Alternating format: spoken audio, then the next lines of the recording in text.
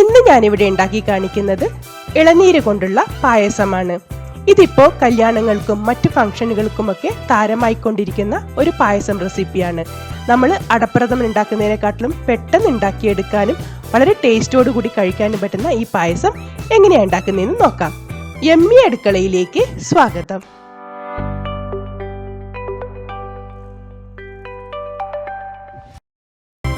പായസം ഉണ്ടാക്കാനായി ഞാനിവിടെ 3 കരിക്കിന്റെ കാമ്പെടുത്തിട്ടുണ്ട്. 2 എണ്ണം ഞാനിവിടെ ചെറുതായി നുറുക്കിയെടുത്തിട്ടുണ്ട്. നമ്മൾ അടപ്രഥമനൊക്കെ ഉണ്ടാക്കുന്ന അട പോലെ ചെറുതായി നുറുക്കിയെടുത്തിട്ടുണ്ട്. 1 കരിക്കിന്റെ കാമ്പ് ഇതുപോലെ കരിക്കിൻ വെള്ളം കൂട്ടി നല്ല പൾപ്പ് രൂപത്തിൽ അടിച്ചെടുത്തിട്ടുണ്ട്.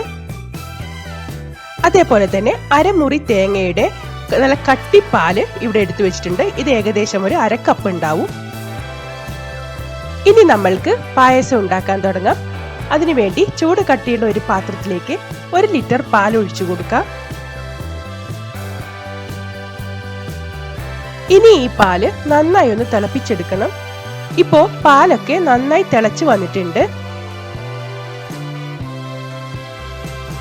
ഇനി നമ്മൾക്ക് ഇതിൽ നിന്നും കുറച്ച് പാല് ഒരു ബൗളിലേക്ക് ഒഴിച്ചു കൊടുക്കാം. ഞാനിവിടെ 2 തവി പാലാണ് എടുക്കുന്നത്.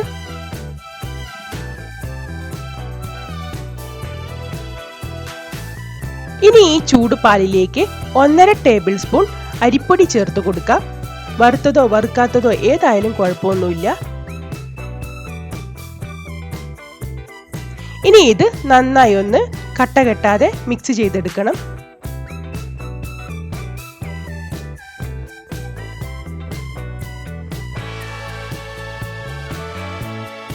ഇനി ഈ അരിപ്പൊടി കലക്കിയ പാല് നമ്മൾക്ക് തിരിച്ച് തിളച്ചുകൊണ്ടിരിക്കുന്ന പാലിലേക്ക് ഒഴിച്ചു കൊടുക്കാം.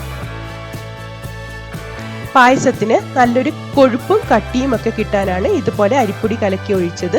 സാധാരണ പായസത്തിന് കൊഴുപ്പ് കിട്ടുന്നത് പോലെ കരിക്ക് പായസത്തിന് കൊഴുപ്പ് കിട്ടാൻ വേറെ വഴിയൊന്നുമില്ല. ഇനി ഇത് ഒരു 5 മിനിറ്റ് മീഡിയം ഫ്ലെയിമിലിട്ട് നമ്മൾക്ക് ഇതുപോലെ കൈയെടുക്കാതെ ഇളക്കി തിളപ്പിച്ചെടുക്കണം. ആ സമയം കൊണ്ട് തന്നെ നമ്മൾ ഇതിലേക്ക് ചേർത്തിരിക്കുന്ന അരിപ്പൊടിയൊക്കെ വെന്ത് നല്ലവണ്ണം പാലുമായി യോജിച്ചു വരും. 1 ലിറ്റർ പാലിന് 1 ടേബിൾ സ്പൂണോ അല്ലെങ്കിൽ 1.5 ടേബിൾ സ്പൂണോ അരിപ്പൊടി മാത്രമേ നമ്മൾ ചേർക്കാൻ പാടുള്ളൂ. എന്നാൽ മാത്രമേ പായസത്തിന്റെ നല്ലൊരു കൺസിസ്റ്റൻസി നമ്മൾക്ക് കിട്ടുള്ളൂ.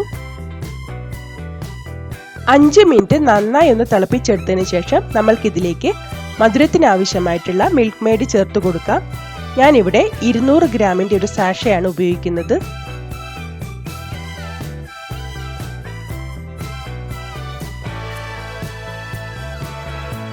നിങ്ങൾ മിൽക്ക് മെയ്ഡ് ചേർക്കുന്നില്ലെങ്കിൽ ഈ സമയത്ത് 1/2 കപ്പ് പഞ്ചസാര ചേർത്ത് കൊടുത്താലും മതിയാവും. ഇനി ഇതെല്ലാം നന്നായി ഒന്ന് മിക്സ് ചെയ്തതിന് ശേഷം ഒന്ന് തിളയ്ക്കാൻ വേണ്ടി വെയിറ്റ് ചെയ്യാം.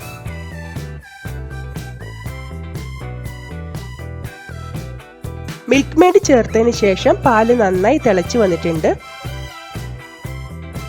ഇനി ഇതിലേക്ക് നമ്മൾ നേരത്തെ അരിഞ്ഞു വെച്ചിരിക്കുന്ന കരിക്കും അതേപോലെ തന്നെ അരച്ചു വെച്ചിരിക്കുന്ന കരിക്കിന്റെ പേസ്റ്റും ചേർത്ത് കൊടുക്കാം.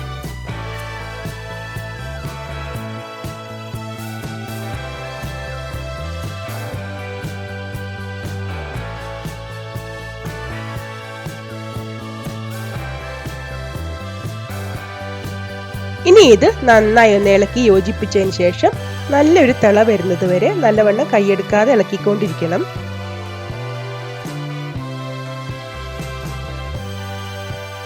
ഇപ്പോ പായസമൊക്കെ നന്നായി തിളയ്ക്കാൻ തുടങ്ങിയിട്ടുണ്ട്.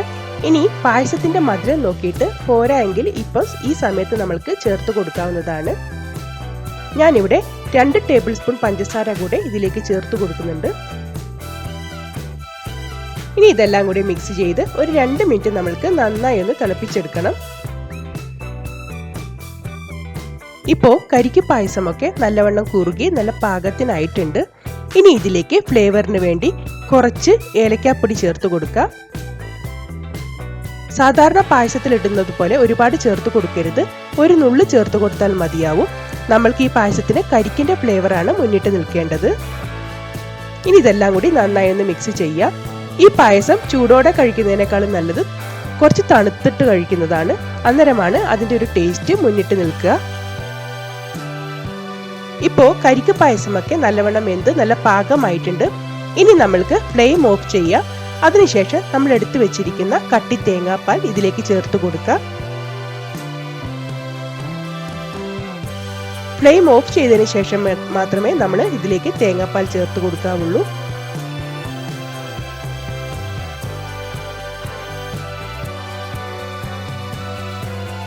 ഇതിനി ഒരു അരമണിക്കൂർ നമ്മൾക്കൊന്ന് മൂടി വെക്കാം. ആ സമയം കൊണ്ട് പായസമൊക്കെ നല്ല പാകത്തിന് കിട്ടും. അരമണിക്കൂറിന് ശേഷം നമ്മൾക്ക് മൂടി തുറക്കാം. വളരെ ടേസ്റ്റി ആയിട്ടുള്ള നല്ല കുറുകിയ പാകത്തിനുള്ള കരിക്ക് പായസം ഇവിടെ റെഡി ആയിട്ടുണ്ട്. ഇനി നമ്മൾക്കിത് സെർവ് ചെയ്യാവുന്നതാണ്. ഇത് ചൂടോടെ കഴിക്കുന്നതിനെക്കാട്ടിലും കുറച്ചൊന്ന് തണുത്തതിന് ശേഷം കഴിക്കുന്നതാണ് കുറച്ചുകൂടെ ടേസ്റ്റ്. എളുപ്പത്തിൽ ഉണ്ടാക്കിയെടുക്കാൻ പറ്റുന്ന നല്ലൊരു കരിക്ക് പായസത്തിന്റെ റെസിപ്പിയാണിത്.